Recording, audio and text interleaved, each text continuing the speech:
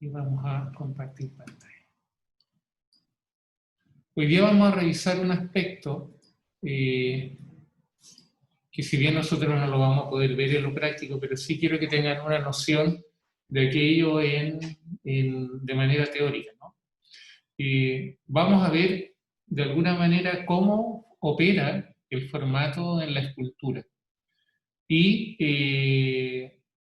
el gran formato, la escultura en el gran formato, que está dedicada a esta clase, tiene que ver también con las operaciones que nosotros estamos desarrollando, ¿no?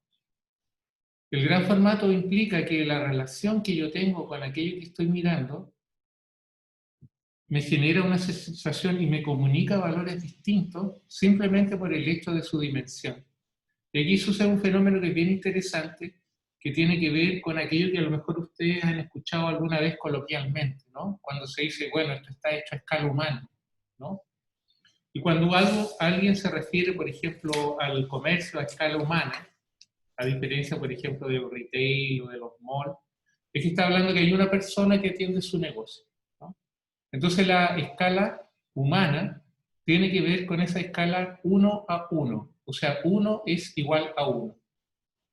Entonces, la escala humana tiene que ver con la proporción del cuerpo humano en relación a lo que está enfrentando, en este caso la escultura. Entonces, aquí en la imagen vemos una escultura que juega con eso, justamente con la idea de estos juegos, ¿no? Del bowling, ¿no? En una dimensión totalmente superior que ya genera una sensación distinta, ¿no? Pero este concepto también de la escala es el que está muy ligado a la idea de la escultura como obra pública, ¿no? Esto implica que si una escultura es una obra pública, el lenguaje que está utilizando y que está irradiando, está vinculando a una comunidad, a un lugar, a un territorio, etc. Por eso es muy habitual que las esculturas o las obras públicas se constituyan también en símbolos de los lugares, ¿no? Hay un montón de obras que se ejemplifican de esta manera. Por ejemplo, yo les pongo un ejemplo cercano. ¿Recuerdan ustedes en Puerto Montt hay una escultura gigantesca, muy grande, de una pareja que se está dando un beso en la costanera de Puerto Montt, ¿no? Y que es muy polémica porque muchos dicen que es horrible, bueno, yo también digo que es horrible, que está mal hecha, y otras personas la consideran como ya parte del paisaje. Entonces la escultura, cuando está en un espacio público, se transforma también en un hito referencial, y ese hito referencial se empieza a cargar de las historias de las personas de ese lugar. O sea, vale decir, una obra solamente por estar en el espacio público va a recibir una interacción del público o de los espectadores que la va a cargar, ¿no? La va a cargar de elementos subjetivos que por sí misma ella no tiene. Miren qué interesante esto. Entonces quiere decir de que aquello que está ahí en el lugar como un hito, ¿no? Como un hito que señala un lugar, o señala una leyenda, o señala un mito, se transforma o se patrimonializa, ¿no? Que estas palabras que también están tan en boga ahora, ¿no?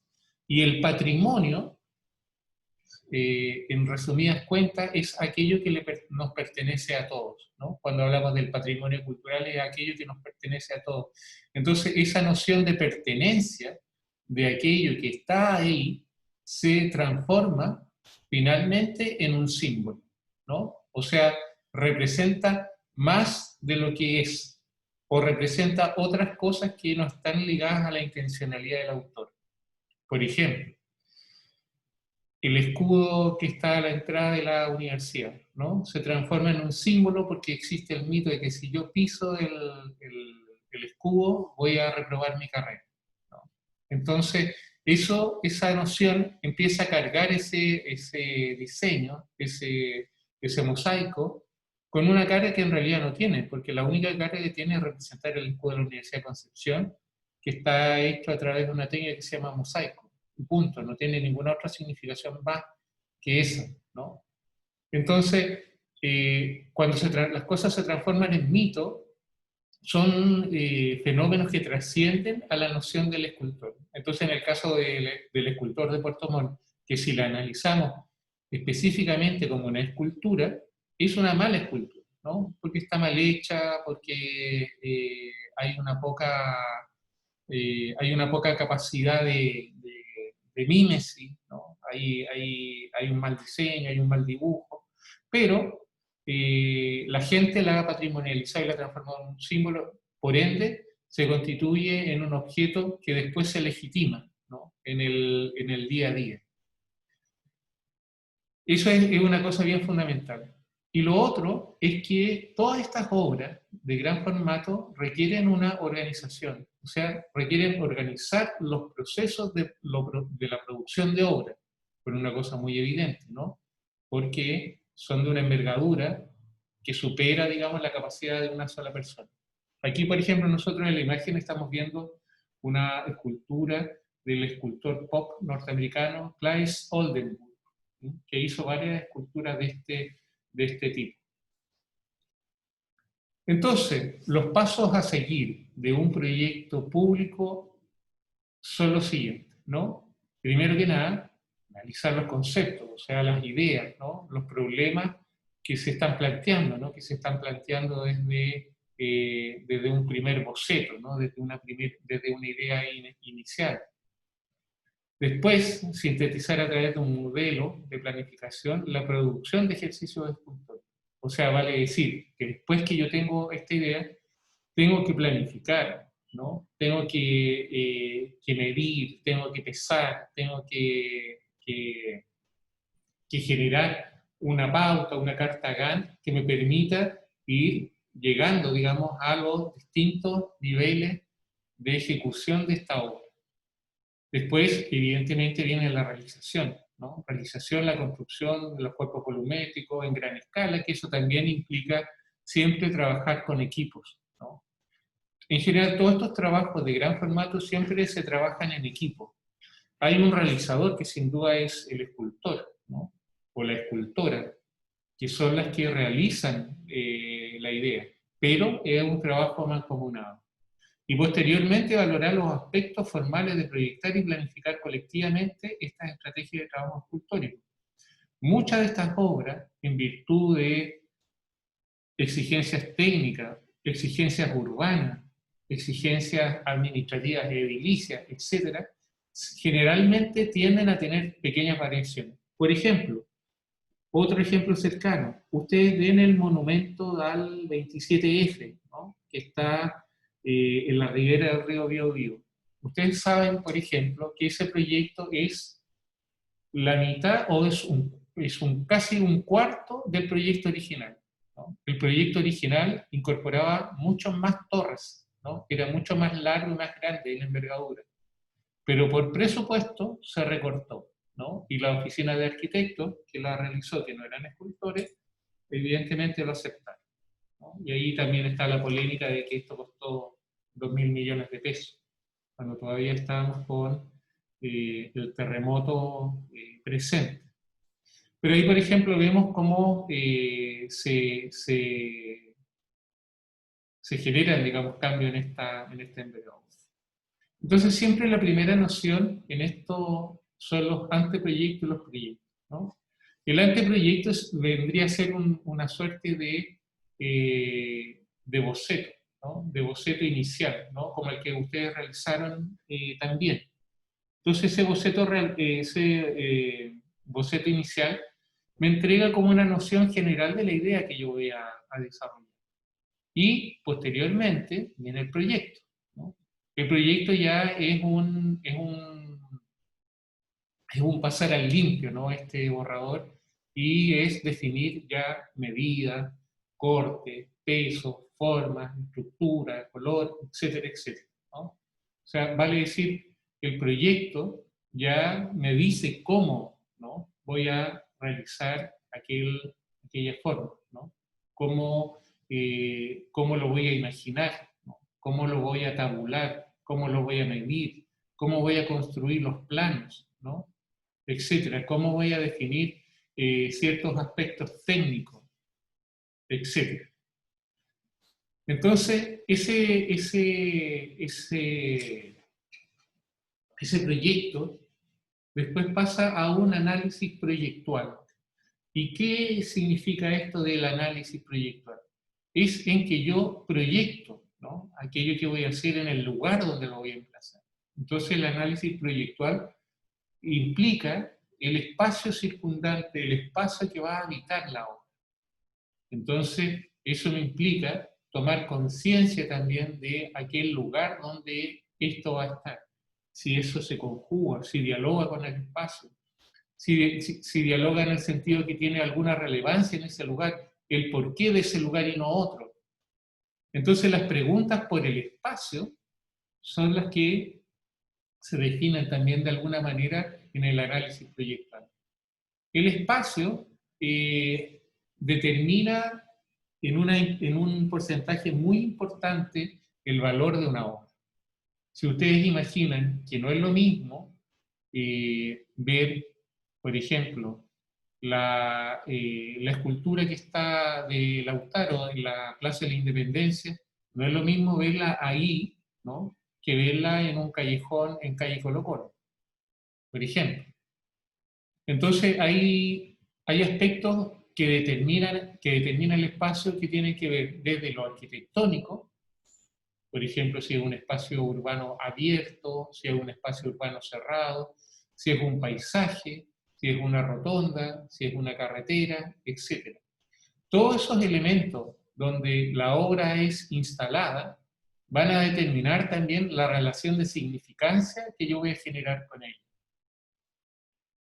Entonces comprendemos a través de esto que el lugar forma parte de la obra, no es algo que está ajeno a ella. Y a su vez, por lo mismo, la obra también tiene que formar parte del lugar o infiltrarse en el lugar, mimetizarse en el lugar, responder a preguntas que hace el lugar, etc.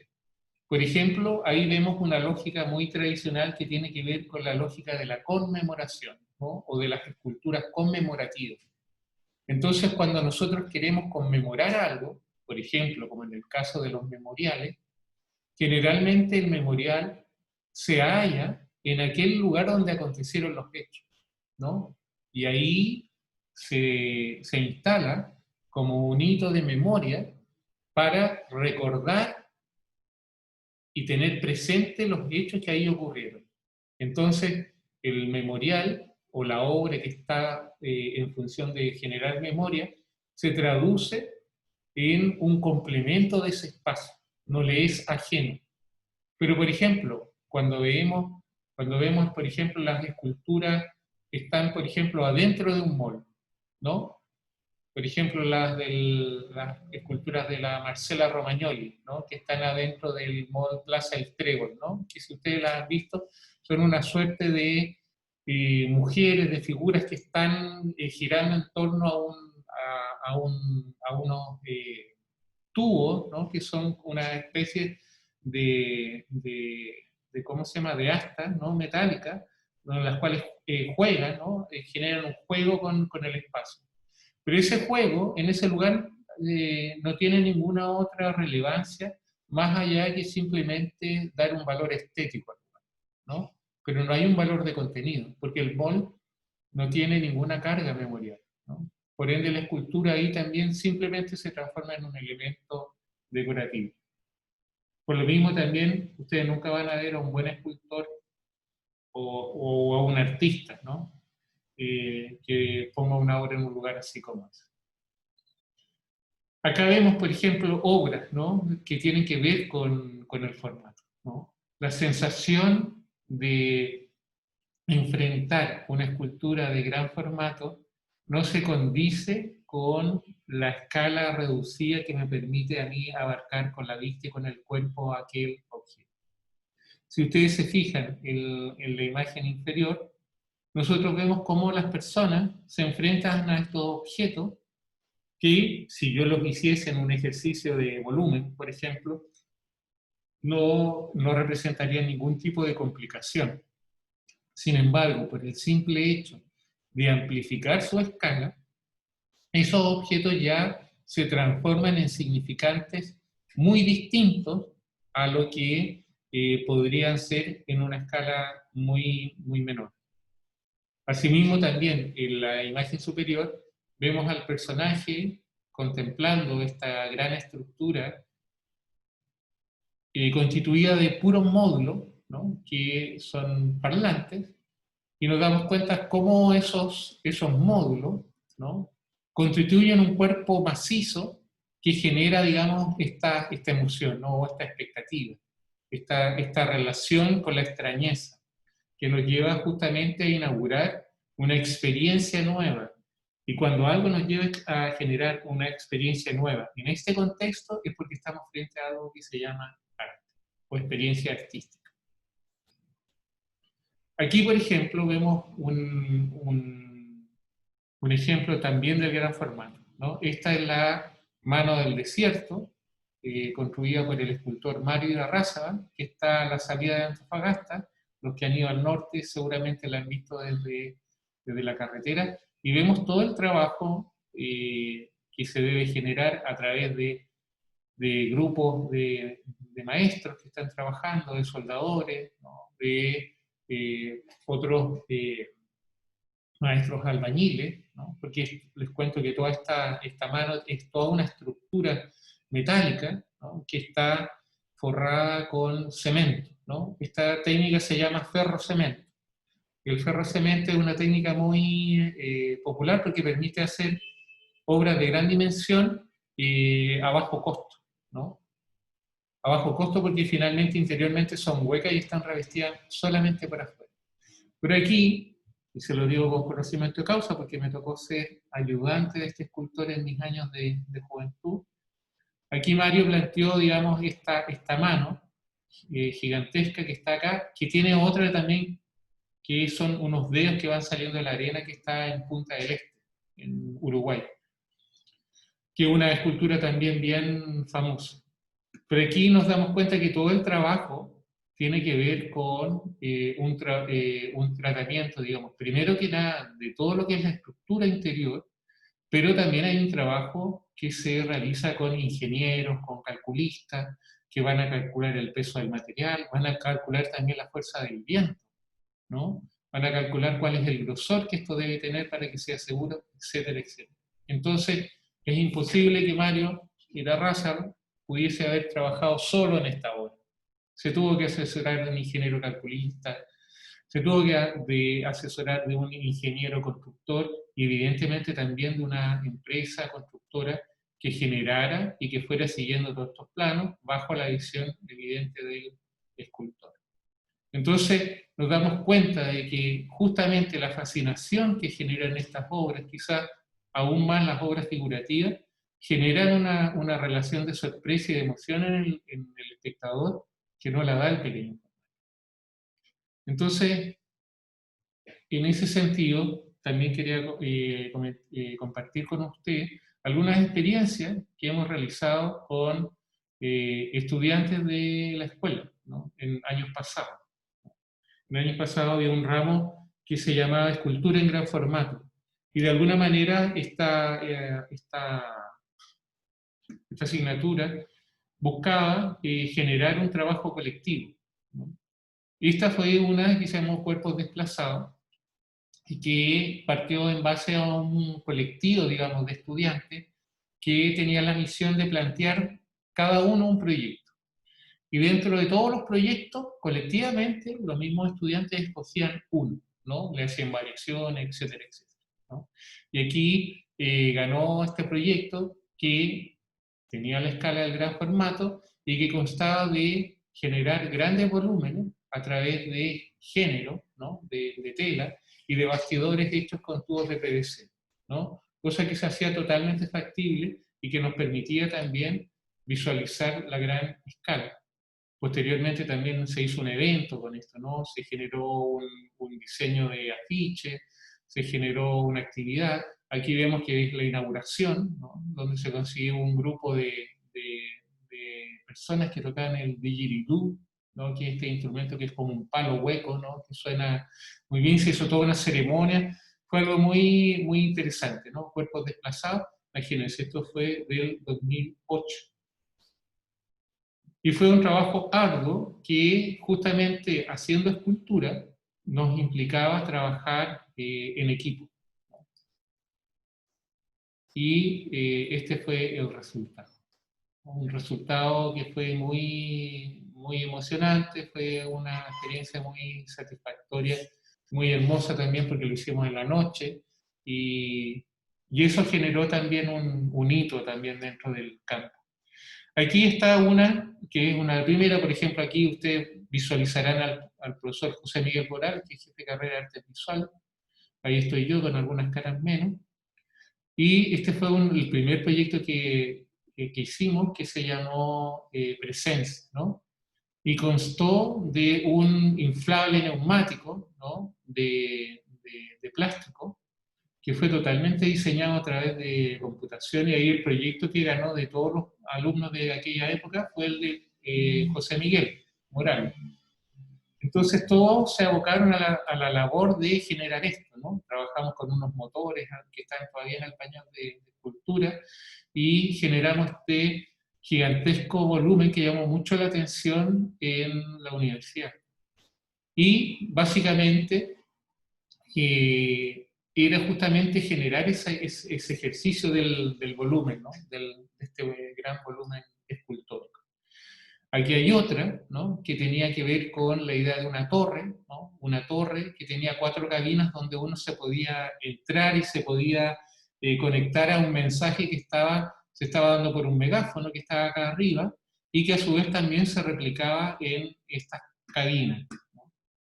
Este proyecto también fue un proyecto colectivo, ¿no? Donde un gran número de estudiantes participaron y que también fue un esfuerzo importante y fue también una presencia.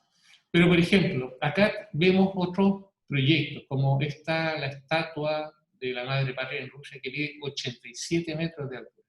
Imagínense.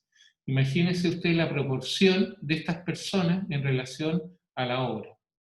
Entonces, hacer estas esculturas implica tener la noción de trabajar con equipos ya absolutamente con empresas y con equipos mayores, ¿no? Que generan que estos sean hitos culturales. Imagínense la estatua de Ushiku Dadutsu en Japón de 110 metros de altura, 110 metros. ¿No? Es una de las esculturas más grandes que hay en el mundo, con 110 metros. La relación con ese objeto es absolutamente conmovedora, ¿no? O sea, no puede compararse, digamos, ¿no? a una escultura de un formato inferior. Bueno, tenemos otra, ¿no? que quizás más de alguna conoce, el Cristo Redentor, ¿no? Y el Cristo Redentor solo mide 39 metros, ¿no? Que ya es harto. Imagínense la que vimos anteriormente, que mide 110 metros. O sea, son prácticamente mucho más del doble, que es casi el triple, ¿no? Del Cristo Redentor. Acá tenemos otro Buda, ¿no? Del Templo de la Primavera, con 128 metros de alto. Entonces, vemos que este gran formato, aquí tenemos a la Virgen del Socavón en Bolivia, que son 45 metros de altura, ¿no? Entonces, la relación, ¿no? que generalmente, si ustedes se fijan, tiene que ver con conceptos que son o religiosos o con conceptos que son políticos, ¿no? O que apuntan un poco a la idea del héroe. Pero aquí vemos cómo estas ideas o estos conceptos del héroe están llevados al máximo. Y para qué decir esta de Gengis Khan, ¿no? 40 metros de alto, pero veamos el volumen que tiene. Entonces, la idea del gran formato, y si ustedes se fijan, todas estas esculturas que hemos revisado, todas justamente apelan al símbolo, ¿no? al símbolo de la patria, al símbolo de la espiritualidad, etc. Y para eso quiero que nos tomemos un momento para ver también este documental que para allá no lo puedo mostrar. Pero como sabía que podía pasar eso, vamos a ir directamente al link. ¿Mm? Que creo que estaba en el punto. No era este. Entonces vamos a copiar esto.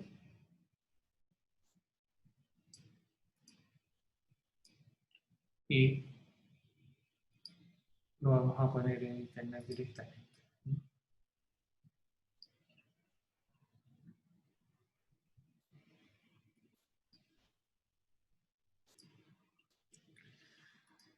Y este documental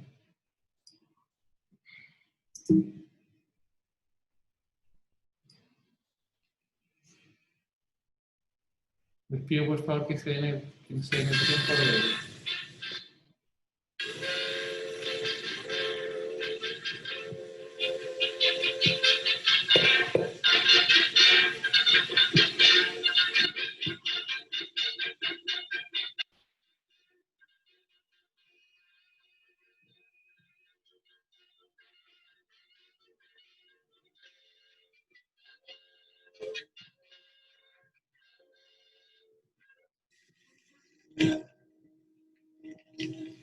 A las ciudades como a las mujeres se las señala muchas veces con poéticas palabras de elogio.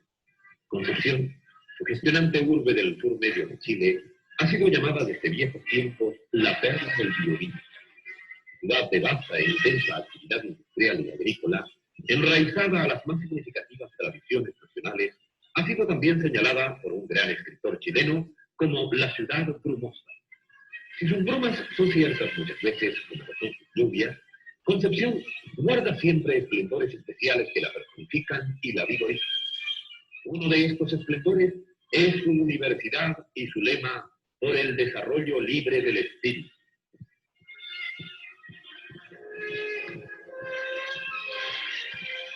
Estas juventudes australes sostienen en la cotidiana jornada de estudios, se alza a su vez educadoramente en la personalidad asombrosa de don Enrique Molina Garmendia, fundador de la universidad, ahora rector honorario y vitalicio del prestigioso plantel sureño.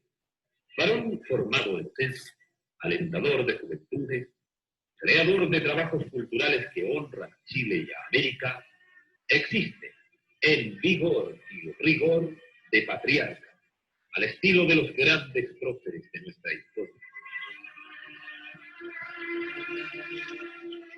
Méritos robustos no requieren análisis ni estudio. Su faena universitaria en Concepción le confiere el título de hombre ilustre y su figura pasará a la historia perpetuada por el monumento que le erigirá la universidad y que por encargo del Consejo Universitario realiza el notable escultor nacional Samuel Román Rojas. Avesado, penetrante y recio artista, Samuel Román Rojas afronta su tarea con la tenacidad y la constancia de los mejores luchadores. El examen a los bocetos primarios que le sugiere la personalidad de don Enrique Molina es un menester que aviva las posibilidades de la creación.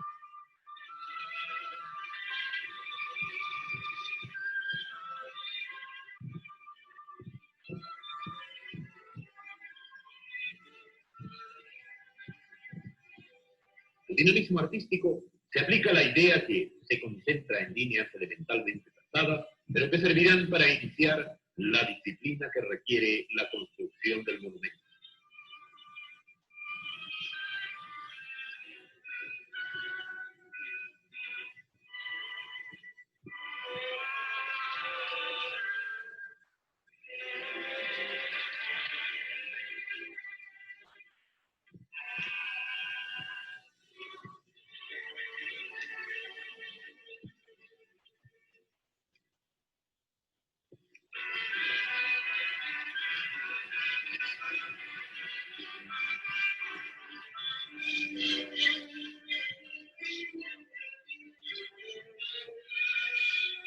fotos de la estatua, que suman muchas, representan la concreción de este trabajo arduo y que sí el artífice transmite a través de sus manos constantes toda un alma a la actividad de la Grecia.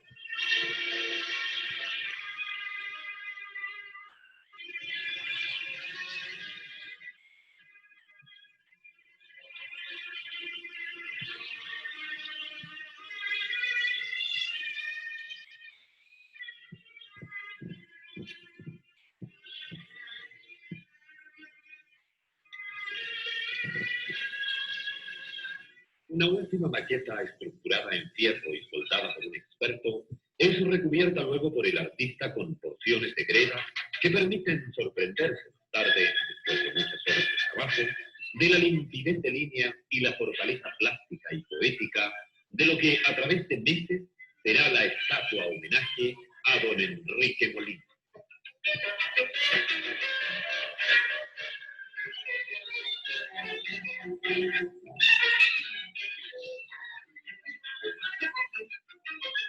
Ahora comienza, en este proceso deslumbrante que es la creación artística, uno de los tramos más escrupulosos y problemáticos. La construcción de lo que pudiera ser el esqueleto metálico del monumento en concordancia con los proyectos y maquetas.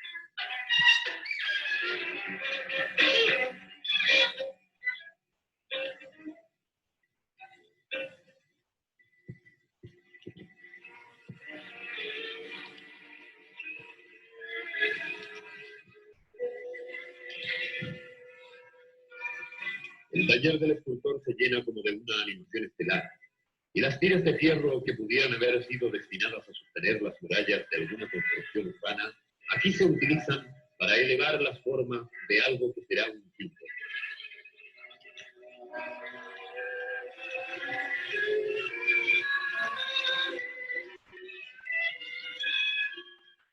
La observación tenaz del esqueleto férreo en construcción es una disciplina para asegurar el éxito de sus próximos trabajos en el proceso de plasmación del monumento, y aquí la aplicación de las matemáticas y las medidas no puede descuidar.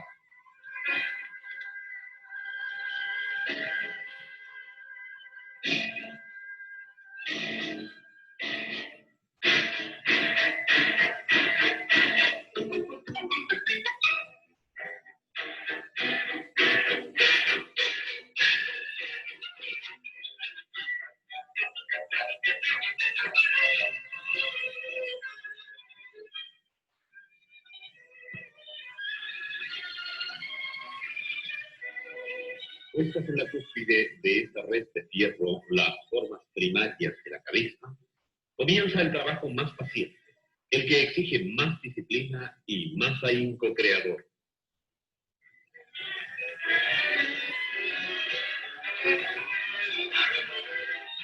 Dispuesta ya la estructura metálica, es indispensable preservar las superficies mediante la aplicación de un preparado de pintura anticorrosiva que evita el peligro de la oxidación una vez que se aplique la masa de yeso.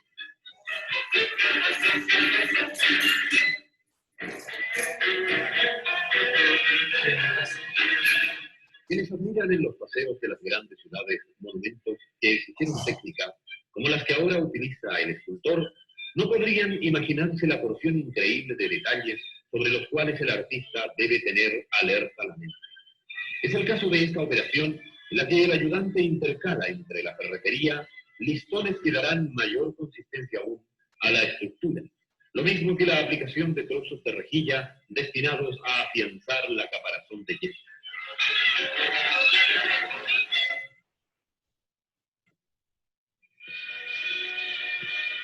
Antes de cada nuevo paso, el artista no descuida detalle alguno.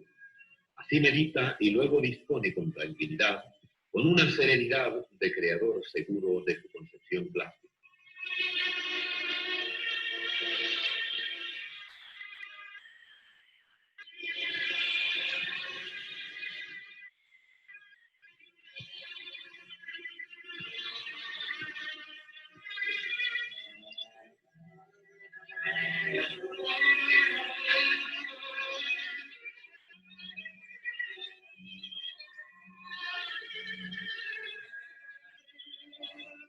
puesta en movimiento giratorio la obra, puede observarse ya la admirable riqueza artística de la figura, aun cuando recién se encuentra en los tramos finales de una de sus primeras etapas.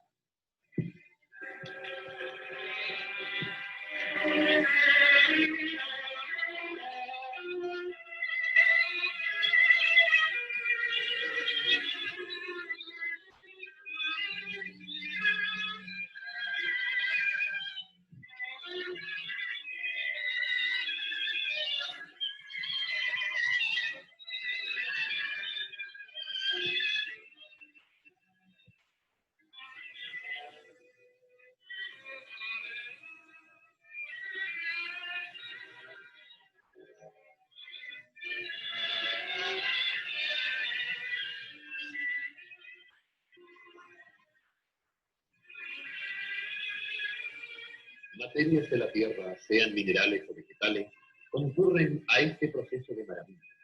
Pero la materia más viva y esplendorosa, el aliento inefable, los va aplicando el artista en ese estado de varonil ternura que se despierta solo en las trastiendas del corazón y de la sensibilidad.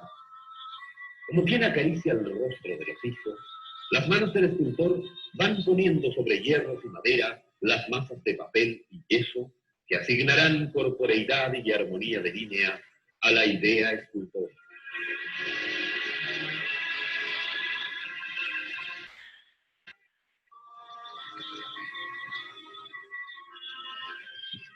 El tiempo transcurre hora a hora y la estatua comienza a mostrar ya su corporeidad límpida y delicada, acaso como centales en movimientos de espiral.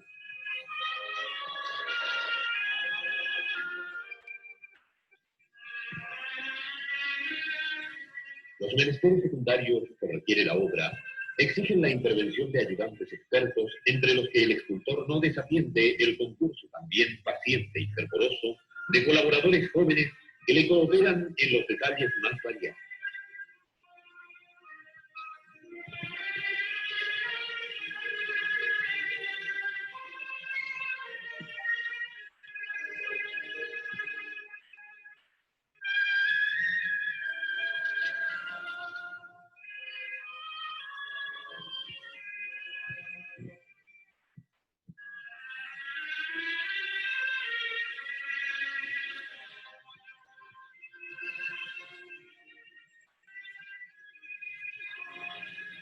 Una fase interesante es la creación de la antorcha que sostiene en las etéreas manos la figura.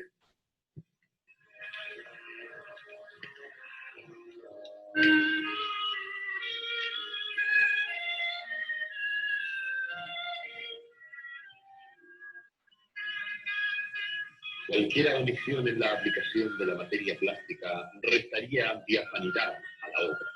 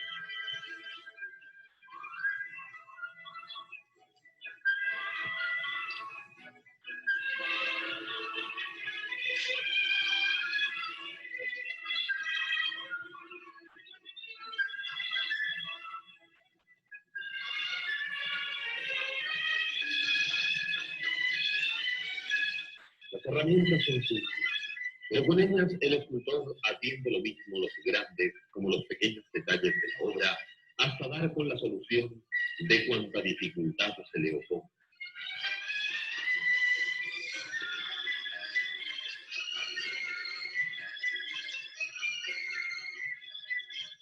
perspectivas parecen no contar. Las formas absorben la atención en variados planos emocionales. Lo que admiramos es la resultante prodigiosa de 2 años de brega virtualmente sin cesar.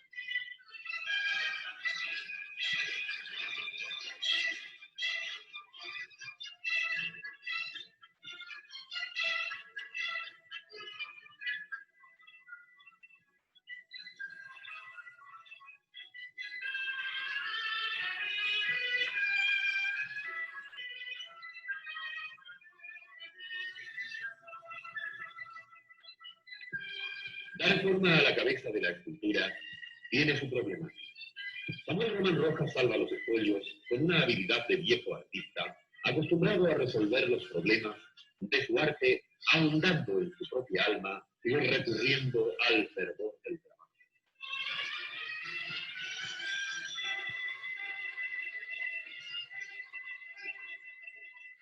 Desde que modelar la cabeza significó un problema grave para el escultor, pudo devérsele laborando con sus más hondos recursos creativos, hasta dar, aunque en forma temporal, con la sensación de un retrato escultórico.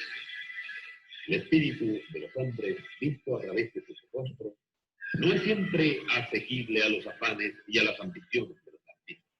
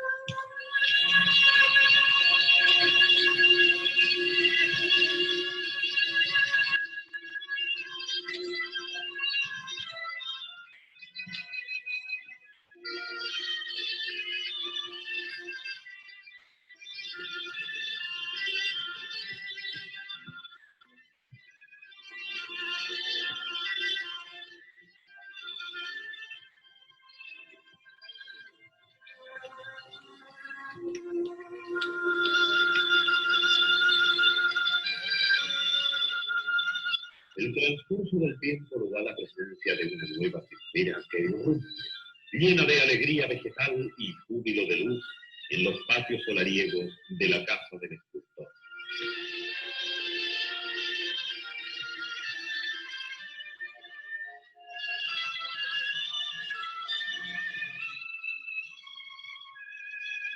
Las renunciaciones en el arte, cuando los logros no satisfacen al artista, son comunes y dolorosas. A punto de terminarse el original del monumento a don Enrique Molina Garmendia, se produce un cambio fundamental. Algo desentonaba en la gigantesca figura y se impone la renuncia. El pensamiento de don Enrique Molina requería una forma simbólica afín a las formas totales de la estatua. Y la cabeza es cambiada por una figura que parece perpetuar el espíritu de los viejos hidalgos, de los antiguos gladiadores, de los consuetudinarios románticos por los caminos de la vida, al estilo de Don Quijote y de su propio creador, don Miguel de Cervantes y Saavedra. El rector de la Universidad de Concepción, don David Nitschkin Branover, acompañado de diversas personalidades, visita al escultor. El original ya está terminado y el entusiasmo que despierta se verifica en el contacto que se establece entre espectadores y monumentos. La encarnación de un espíritu en la obra plástica está, por cierto, sometida a un instinto artístico de las más nobles proporciones. La presencia de un ser y su transferencia a las formas escultóricas ha dado como consecuencia un logro admirable, lleno de vitalidad humana, dentro de su vestidura sutil, etérea, en movimiento de vuelo. Ello es lo que se capta en los más diversos aspectos de este monumento y sus 6 metros de altura.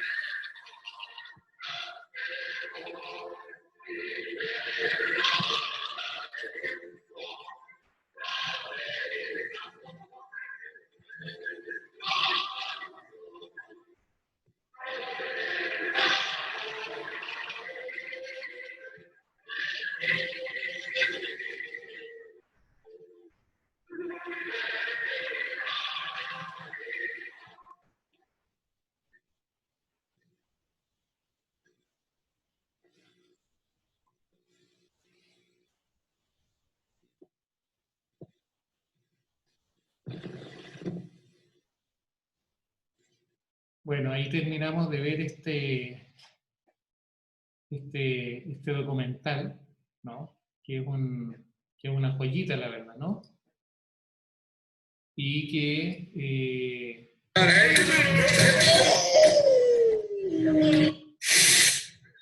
tiene que ver con el ¿cómo se llama? Con el ejercicio de la escultura, ¿no? Con el ejercicio total de la escultura. Así que eso, ¿no? Dejo abierta la palabra, pero antes también voy a hablar del tema de las notas que nos quedan, ¿no? Déjenme volver a compartir pantalla. Esto también se los voy a publicar, ¿no? Y déjenme ver.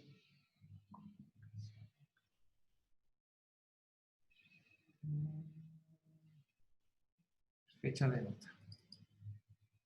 Ya. Aquí estamos viendo la clase de hoy, ¿no? Del 27 de noviembre, que es esta tutoría de taller de escultura, ¿no? El 4 de diciembre, o sea, vale decir, la próxima clase me tienen que ya presentar el 50% de avance de la escultura, ¿no? Y ahí vamos a tener una nota, ¿no? Una evaluación, una calificación, y el 11 de diciembre vamos a tener otra. Entre estas dos vamos a sacar un promedio que nos va a dar la segunda nota.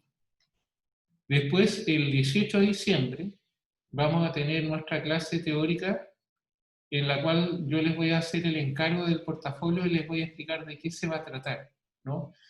Recuerden que el portafolio básicamente va a ser la recuperación de todos los trabajos que ustedes han hecho hasta ahora para presentarlos en un resultado final, ¿no?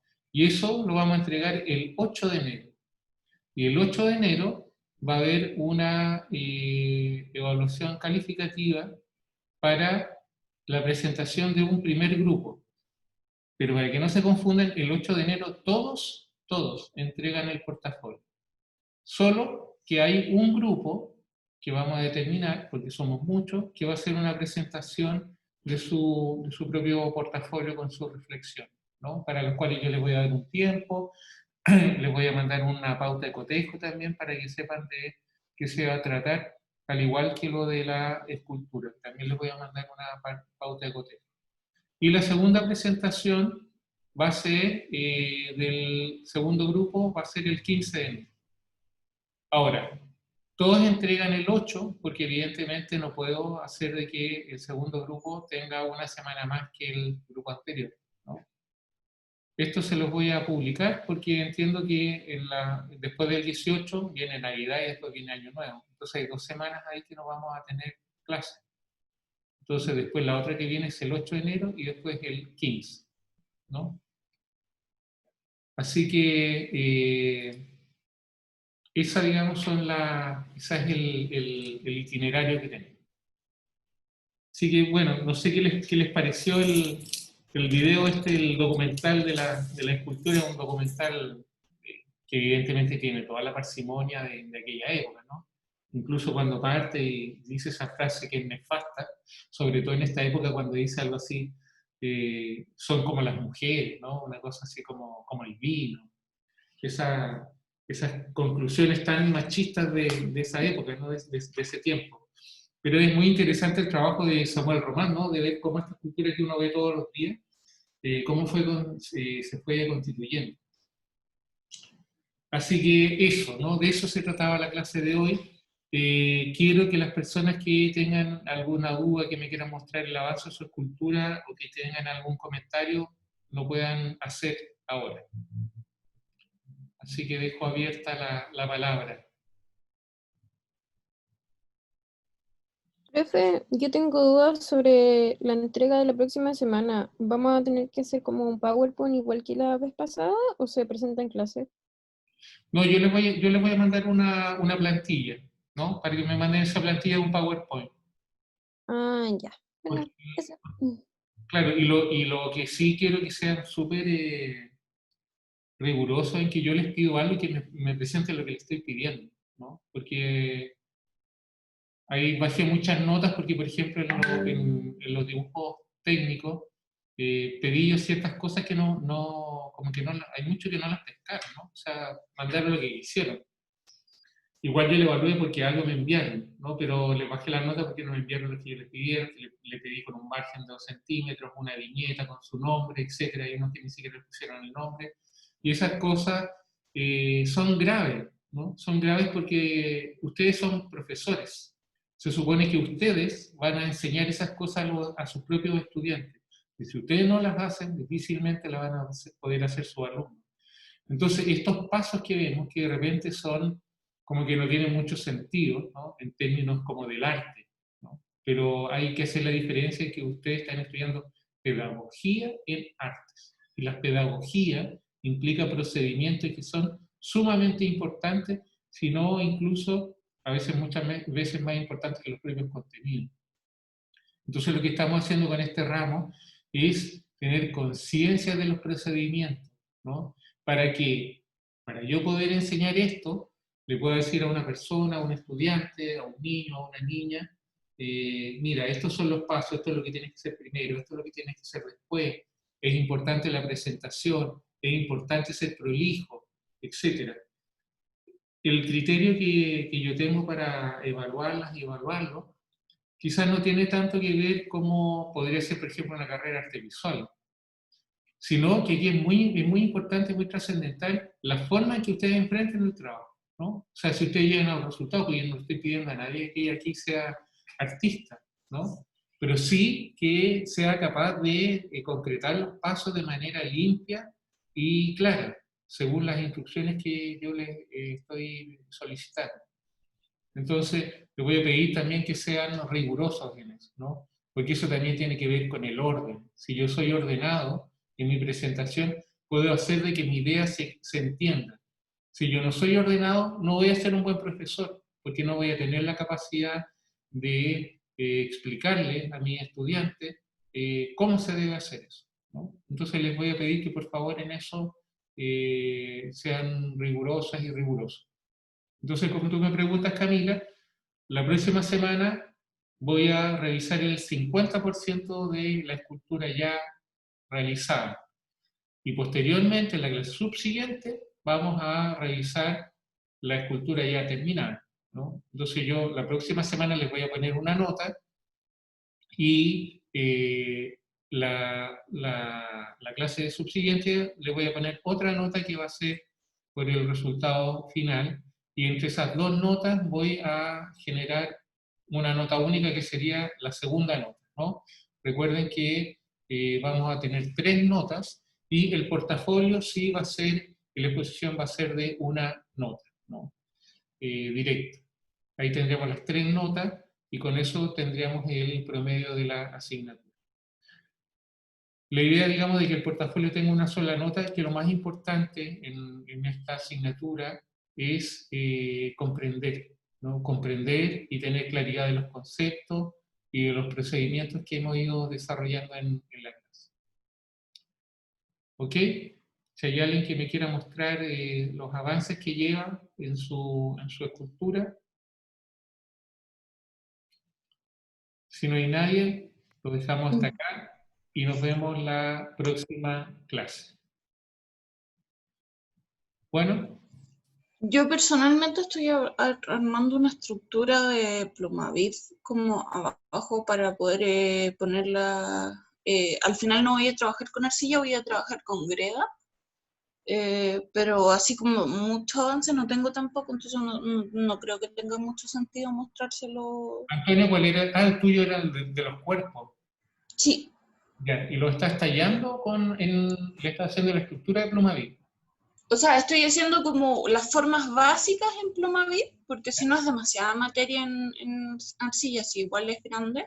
Sí. Entonces estoy como tallando, por ejemplo, los torsos y voy a armar un relleno como para el cuello y cabeza, como para que se mantenga firme. Ya. Eso lo voy a poner un poquito de alambre, yo creo que para la estabilidad, especialmente en el cuello, pero por ejemplo, igual la idea sería hacer todo el detalle y todo eso en greda. Ya, y te recomiendo, Antonio, de que de esa estructura de Plumavit que haga, le tires encima, ¿no? Le tires encima papel de diario con cola fría.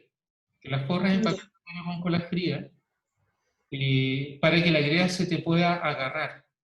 Y cuando que le echas ese papel de diario con cola fría, la envuelve, ¿no? La vas envolviendo en pitilla, ¿no? El algodón, esta cuestión que ocupan ponte para cocinar, para que la greda se agarre. Porque si tú pones la greda directamente sobre la Plumavit, no se te va a agarrar y se va a empezar a secar. Y cuando se seque, se va a empezar a... Se craquela.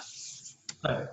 Entonces, si tú le pones ¿cómo se llama? Esta pitilla, ¿no? Que tiene que ser de algodón. O incluso le puedes poner hasta lana también, si quieres, ¿no? Donde la greda se pueda agarrar. Y lo otro importante es que siempre debes dejarlo a la sombra, ¿no? Que no tenga cambios de temperaturas bruscos para que la greda no pierda humedad y se apriete y se quiebre, ¿no? Entonces y bien envuelto y todo eso, sí. Claro. Lo tenía más o menos pensado. Ya pues, les agradezco y nos vemos entonces el próximo viernes. Que estén bien. Chao, profe. Chao, chiquillas, que estén bien. Chao, Antonio. Chao, Carmen. Chao, Emilia. Chao, profe, que esté bien. Chao, ustedes también.